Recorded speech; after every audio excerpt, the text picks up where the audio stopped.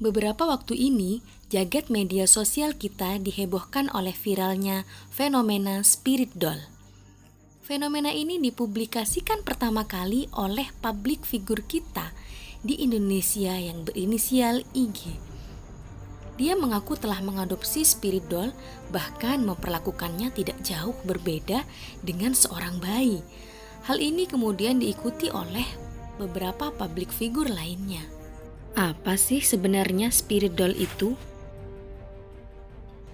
Spirit doll adalah sebuah boneka yang katanya berisi arwah bayi yang telah meninggal dunia, baik karena diaborsi ataupun disiksa. Di dalam kepemilikannya tidak dibeli begitu saja, melainkan harus memiliki niat untuk mengadopsi dan memperlakukan spirit doll tersebut seperti bayi sungguhan. Ih, ngeri juga ya.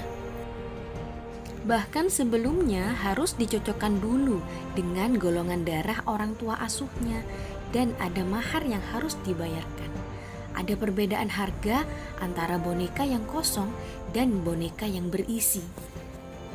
Harganya bukan puluhan ribu, bukan juga ratusan, tapi jutaan. Awal mula munculnya spirit doll.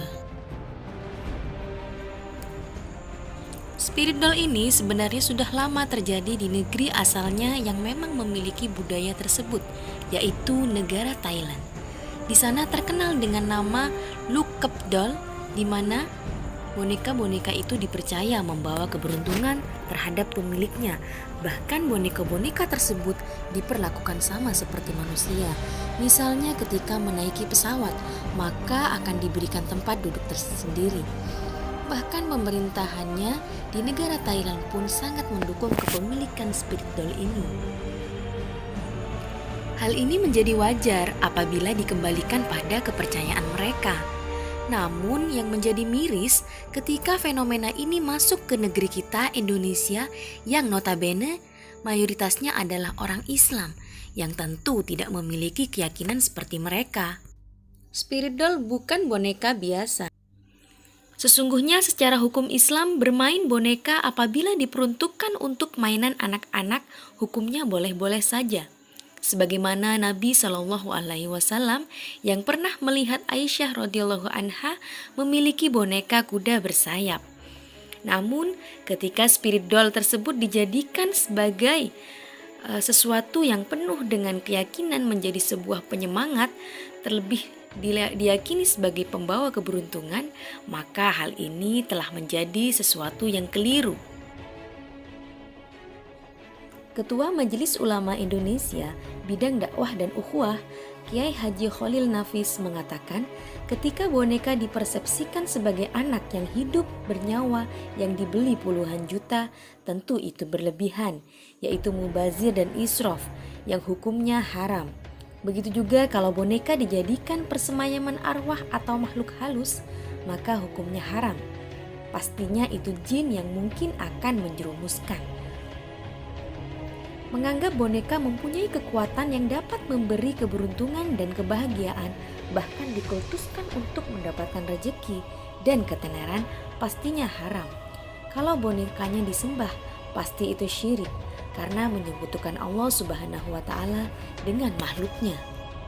Pengerusakan akidah secara nyata.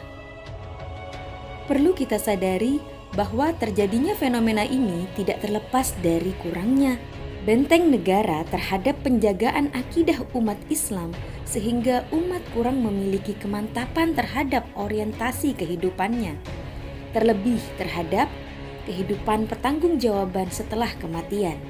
Sungguh, kehidupan sekulerisme yaitu memisahkan antara kehidupan agama dan kehidupan dunia, seperti sekarang ini, hanya akan memunculkan praktik-praktik penyembahan berhala modern sebagaimana spirit doll tersebut. Oleh karena itu, maka adik-adikku sekalian, penting bagi kita untuk memahami kondisi ini. Sebab bisa jadi untuk beberapa waktu ke depan, fenomena spirit doll ini akan terus berlangsung. Bahkan yang dikhawatirkan, ini akan terus merambah pada generasi milenial, bahkan sampai anak-anak, karena budaya Indonesia yang masih latah terhadap sesuatu yang baru. Dan ini akan sangat berbahaya, mengikis akidah kita. Oleh karena itu, mari kita peduli terhadap lingkungan sekitar kita, agar tidak mengikuti tren yang tidak sesuai dengan Islam ini. Selain itu, kita juga senantiasa memperjuangkan Islam menjadi sebuah agama yang dipahami bukan hanya sebatas ibadah mahdhul belaka, melainkan Islam sebagai jalan hidup mulianya umat dalam bingkai negara. Karena hanya dengan negara sajalah yang mampu menjadi benteng akidah umat agar terus tetap terjaga kemurniannya. Wallahu a'lam bishawab.